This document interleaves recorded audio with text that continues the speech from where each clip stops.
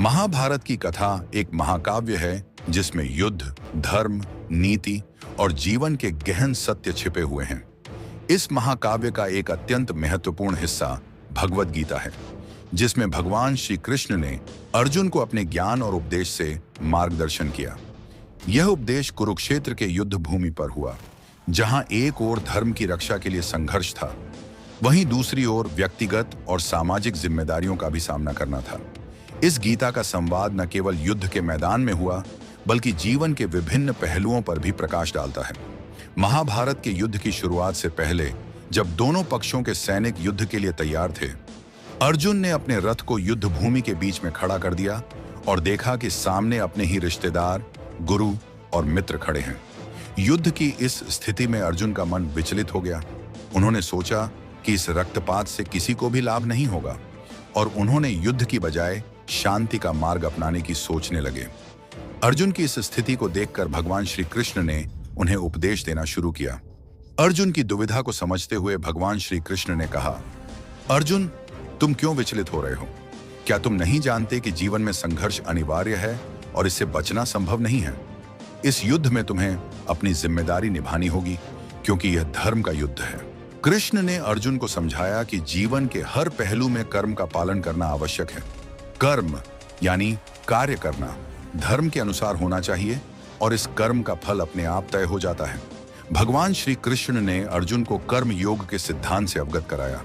उन्होंने कहा, तुम्हें अपने कर्म करने चाहिए, लेकिन उसके फल की चिंता नहीं करनी चाहिए।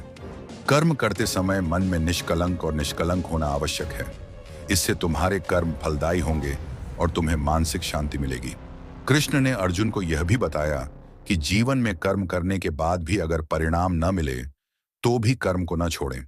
कर्म का उद्देश्य केवल कर्म करना होता है, परिणाम नहीं। अर्जुन की स्थिति को देखते हुए कृष्ण ने ज्ञान योग की बात भी की। उन्होंने अर्जुन को समझाया कि आत्मा अमर है और शरीर नाशवान। आत्मा का जन्म और मृत्यु नहीं होता, बल्कि वह केवल शरीर को छोड़कर एक नए शरीर में प्रवेश करती है। तुम्हें यह समझना होगा कि आत्मा कभी मरती नहीं है, बल्कि केवल शरीर के साथ बदलती है। तुम अपनी आत्मा की अमरता को समझो और शरीर की नाशवानता से दूर रहो।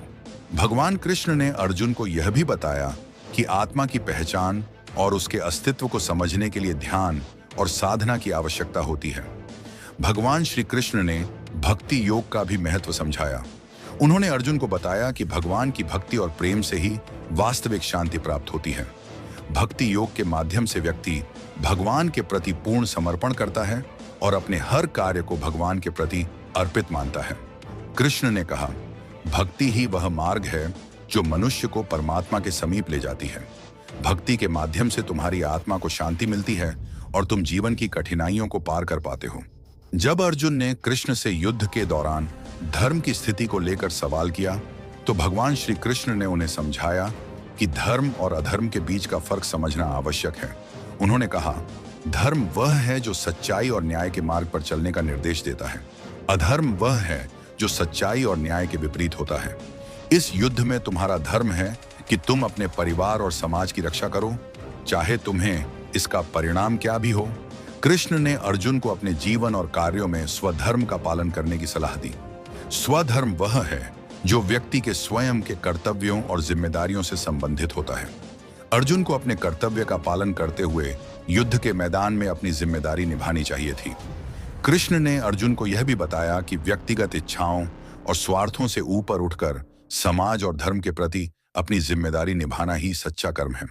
भगवान श्री कृष्ण ने अर्जुन को योग के विभिन्न मार्गों के माध्यम से जीवन को समझने की सलाह दी। उन्होंने कहा, योग केवल एक अभ्यास नहीं है, बल्कि यह जीवन का तरीका है। योग के माध्यम से व्यक्ति अपने मन और शरीर को नियंत्रित करता है और आत्मा के वास्तविक स्वरूप को समझता है। कृष्ण ने यह भी कहा कि योग के अभ्यास से व्यक्ति जीवन की समस्याओं और तनावों को पार कर सकता है और मानसिक शांति प्राप्त कर सकता है।